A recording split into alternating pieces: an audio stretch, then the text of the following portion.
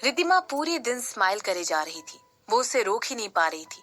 एक ऐसे इंसान के तौर पर जो इस इंडस्ट्री में सालों से रहा हो, रिद्धिमा को हर चीज के काम का तिनका भली बात ही पता था। फिल्म इंडस्ट्री में ये बिल्कुल नॉर्मल था कि कुछ नए टैलेंट को लेकर आया जाए और इस तरह उनका फायदा उठाया जाए। ओह, बाय द वे, रिद्धिमा ने अपनी बात कहनी शुरू ही की थी और हेमंत की तरफ देखकर एक बड़ी मुस्कुराहट दे रही थी। मेरी कार खराब हो गई है और मैंने डिसाइड किया है कि मैं एक नई कार खरीदने वाली हूँ। इससे मुझे हमारे बेटे को भी ट्रांसपोर्ट करने में काफी कन्वीनियंस मिल जाएगी। कौन सी कार? हेमंत ने पूछा। अरे वो नई वाली BMW, वो अभी तक उदयपुर में आई नहीं है। मेरी एक फ्रेंड किसी ऐसे को जानती है जो यूरोप से है और मुझे उसे ऑर्डर करने में मदद कर सकता है। क्या ये बिल्कुल शानदार बात नहीं है? रिद्धिमा ने पूछा। हेमंत के पास रिद्धिमा के शब्दों को सुनकर हाँ में सर हिलाने के अलावा और कोई जवाब नहीं था। तुम हाल फिलहाल में कुछ ज्यादा ही खर्चा नहीं करने लगी हो। तुम्हें इस समय अपनी हेल्थ पर फोकस करना चाहिए और हर दिन शॉपिंग के लिए यूं ही नहीं निकल जाना चाहिए, हेमंत ने रिद्धिमा को समझाते हुए कहा। अपने हस्बैंड की बातों को सुनकर रिद्धिमा को जरा भी अच्छा नहीं लगा और वो कहने लगी, तो तुम क्या चाहते हो कि मैं सारा दिन घर पर बैठी रहूं? रिद्धिमा, किसी बिगड़े हुए बच्चे की तरह एक्टिंग करना बंद करो। तुम अभी भी ऑपरेशन से उभर कर आ रही हो। अभी भी तुम्हारी स्थिति ठीक नहीं हुई है। जब भी तुम्हें ठीक लगेगा तब तुम बाद में भी शॉपिंग कर सकती हो। इसके अलावा हमारे बेटे को तुम्हारी सख्त जरूरत है। तुम अपना समय फालतू में बाहर वेस्ट करती आ रही हो, जबकि हमारा बेटा हमेशा नौकरानी के साथ ही रहता है। इस समय उसे तुम्हारी बहुत ज्यादा जरूरत है। वो भी बहुत छोटा है, हेमंत ने एक्सप्लेन करते हुए कहा। दरअसल हेमंत ने बहुत सारी बुक्स पढ़ी हुई थी जिसमें पोस्ट नेटल केयर के बारे में लिखा हुआ था और उन बदलावों के बारे में भी लिखा हुआ था जिनके थ्रू एक औरत की बॉडी को गुजरना पड़ता है। उसमें लिखा हुआ था कि एक औरत फिजिकली और मेंटली बच्चे को जन्म देने के बाद ऐसे चेंजेस के थ्रू गुजरती है। इसीलिए वो रिद्धिमा में आ रहे बिहेवियरल चेंजेस को अच्छी तरह समझ सकता था। उन बुक्स के अकॉर्डिंग जो हेमंत ने पढ़ी थी, ये बात बिल्कुल नॉर्मल थी कि एक औरत को प्रेगनेंसी के बाद थोड़ा सा इनसिक्योर या फिर डिप्रेस्ड भी फील होता है और ये फीलिंग बच्चे को जन्म देने के बाद और ज्यादा बढ़ जाती है। इसीलिए बहुत ज्यादा जरूरी है कि हमेशा अपनी वाइफ की मेंटल हेल्थ के बारे में टेक केयर करते रहें। अगर यही बात है तो मैं घर चली जाऊंगी और सारा दिन वहां पर बैठी रहूंगी, हर रोज। ऐसा कहते हुए रिद्धिमा तुरंत अपनी सीट से उठ गई और उसका कोई प्लान नहीं था कि वो आगे हेमंत की किसी भी बात को सुने। उसे हेमंत की कही हुई कोई भी बात समझ में नहीं आ रही थी। वो बड़ी तेजी के साथ उस रूम से बाहर निकल गई और इस समय उसका मुंह भयंकर तरीके से चिढ़ा हुआ था।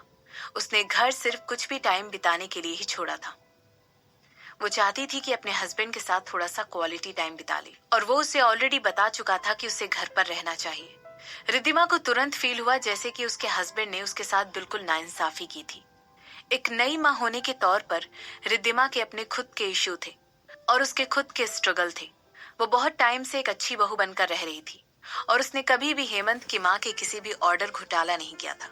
इसीलिए जो पहली चीज उसने अपने बच्चे को जन्म देने के बाद में सोची थी, वो थी अपनी सास की नजरों में अच्छा बनना। इस प्रेशर ने उसे बहुत ज्यादा स्ट्रेस में डालकर रख दिया था।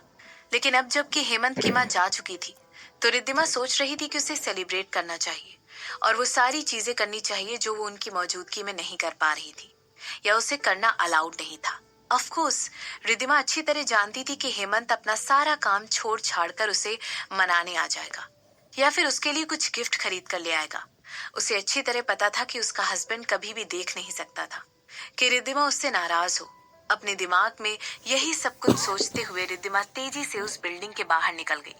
लेकिन उसने एक बार भी नहीं सोचा था और वो इस बात से बिल्कुल अनजान थी कि इस समय हेमंत के सेक्रेटरी कहीं दूर खड़े होकर उसे बहुत ही भयानक नजरों से देख रहे थे। इस समय सिमरन मुस्कुरा रही थी और मिस्टर राजवंशी के लॉयर को बातें करते हुए सुन रही थी। वो उन कानूनों के बारे में जान रही थी जो उसने अनजाने में ही तोड़ दिए थे।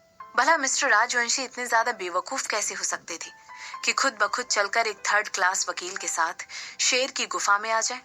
सिमरन सोच रही थी कि वो आदमी हाल फिलहाल में ही पागल हुआ है क्योंकि उसने अपनी फेवरेट बेटी को खो दिया है और अपनी वाइफ को कांटेक्ट नहीं कर पा रहा है, या फिर ये हमेशा से ही इतना पागल था। पहली बात तो ये कि मेरी लॉयर रास्ते में है, सिमरन ने उस लॉयर के बीच में ही चुप कराते हुए कहा। इसके बाद वो आगे कहने लगी, दूसरी बात यह कि ग्रुप में ही किसी तरह गायब हो जाने से मेरा किसी भी तरीके का कोई फायदा नहीं होने वाला है। वो कभी भी मेरे लिए जानलेवा नहीं थी और ना ही मेरे किसी काम में अड़चन डाल रही थी। तीसरी बात ये, वो मेरी शादी को खराब करने की कोशिश नहीं कर रही थी। और चौथी बात, मैं अपनी कंपनी के साथ हुए एक्सीडेंट के साथ डील करने में बहुत ज्यादा बिजी थी। पांचवी और आखिरी बात ये कि मुझे ये भी नहीं पता है कि रुक्मणी की माँ आखिर है कौन। और ये पहली बार ही है जब मैं मिस्टर राजवंशी से मिल रही हूँ या उन्हें देख रही हूँ। इसीलिए मुझे समझ में नहीं आ रहा है कि आप यहाँ पर आकर कुत्ते की तरह मुझ पर क्यों भौंक रहे हैं। मिसेस वर्मा, लॉयर ने कहा। सीईओ, सिमरन ने तुरंत उन्हें बीच में ही रोककर कहा। इसमें भी उसके चेहरे पर वही पुरानी वाली स्माइल थी। जैसे ही सिमरन ने देखा कि लॉयर के चेहरे पर एक कंफ्यूज किस्म का एक्सप्रेशन है, वो तुरंत आगे कहने लगी, मुझे मैडम सीईओ कहकर बुलाओ। मैडम सीईओ, मुझे ये समझ में नहीं आ रहा है कि मेरी फैमिली में आपको भला किस तरह नाराज किया है। और मेरी बेटी मेरे लिए बहुत ज्यादा इंपॉर्टेंट है। मैं आपकी बहुत तरफदारी कर लूंगा अगर आप। मिस्टर राजवंशी ने कहा। मिस्टर राजवंशी, मैं सोच रही हूँ जो केस आपके अगेंस्ट फाइल किए गए हैं उनका तो देर में ही लगता जा रहा है। क्या आपको उन केस के बारे में जरा भी चिंता नहीं है? सिमरन ने अपनी बात आगे रखते हुए कहा। इसके बाद वो आगे कहने लगी, अगर मैं आपकी जगह होती तो कुछ सॉलिड एविडेंस इकट्ठा करके प्रोसिक्यूटेड होना पसंद नहीं करती थी और प्रोसिक्यूशन से बचने के लिए उसे अवॉइड करती थी। वो सारे बेबुनियाद एग्जीक्यूशंस हैं। मिस्टर राजवंशी ने कहा। क्या वाकई में? सिमरन ने उन पर काउंटर अटैक करते हुए एक टेढ़ी मुस्कान के साथ कहा। मैं आपको यकीन दिला सकता हूँ कि मैं पूरी तरह निर्दोष हूँ और जो भी इल्जाम मेरे अगेंस्ट लगाए गए हैं वो बिल्कुल बेबुनियाद हैं। मिस्टर राजवंशी ने कहा। इस समय उनकी आवाज बहुत ही ज्यादा लाउड और बॉम्बास्टिक थी और आवाज से वो पूरी तरह दोषी थे। हालांकि सिमरन फिर भी बिना किसी बात के स्माइल करना कंटिन्यू रखती है और उसकी इस हमेशा बनी रहने वाली स्माइल को देखकर मिस्टर राजवंशी इस समय बहुत ज्यादा बिल्कुल अंदर तक इरिटेट हो गए थे। मुझे लगता है इस समय हम एक दूसरे का टाइम वेस्ट कर रहे हैं, सिमरन ने कंप्लीट करते हुए कहा। इसके बाद वो आगे कहने लगी, अगर आपको मेरे खिलाफ कोई केस फाइल करना है तो आप इन सारी बोरिंग डिटेल्स के बारे में मेरे लॉयर से बात कर सकते हैं, या फिर अगर आपको ठीक लगता है तो आप जाइए और मेरे खिलाफ केस दर्ज करा दीजिए। चाहे बात कुछ भी हो, हमारी बात यहीं पर खत्म होती है। मैं थक गई हूँ अपनी लाइफ के सेकेंड्स को अकाउंट करते करते, जो मैंने आप दोनों से बात करते वक्त बर्बाद कर दिए हैं। मैं बोर होकर मरना नहीं चाहती हूँ, सिमरन ने कहा। मिस्टर राजवंशी और उनके लॉयर दोनों ही सिमरन की बातें सुनकर स्पीचलेस हो गए थे। अंत में वो दोनों एक दूसरे की तरफ देख सकते थे और उनकी आंखों में अनस्पोकन अंडरस्टैंडिंग साफ साफ दिखाई दे रही थी।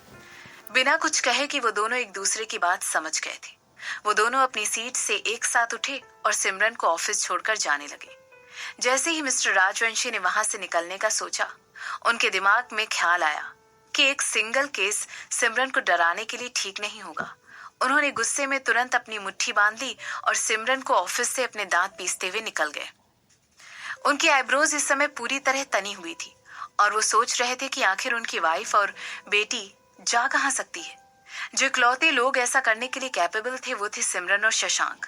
अनफॉर्चुनेटली उन्हें सिमरन और शशांक से जुड़ा हुआ कोई भी क्लू ऐसा नहीं मिला जो कि उनकी फैमिली के गुमशुदा होने पर थोड़ी सी रोशनी डाल सके। एक बार फिर पद्मनी का चेहरा उनके दिमाग में फ्लैश होता हुआ दिखाई देता है। पद्मनी उन्हें पिछले कुछ दिनों से बहुत ज्यादा तंग कर रही थी।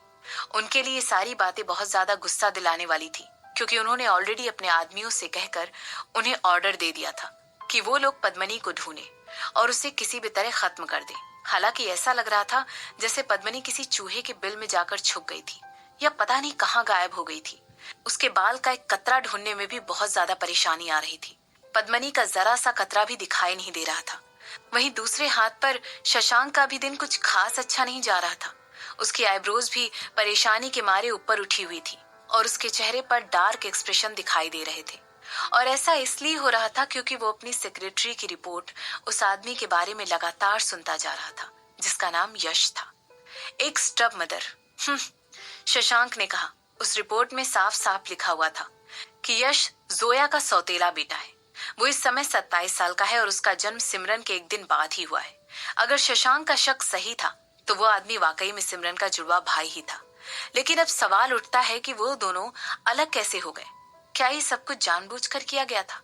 और उन दोनों के अलग हो जाने के लिए कौन जिम्मेदार था? शशांक को अच्छी तरह याद था कि किस तरह यश ने मेंशन किया था कि उसे बताया गया था कि उसकी जुड़वा बहन बहुत ही ज्यादा बेवकूफ है और वो सिमरन जैसी बिल्कुल भी नहीं।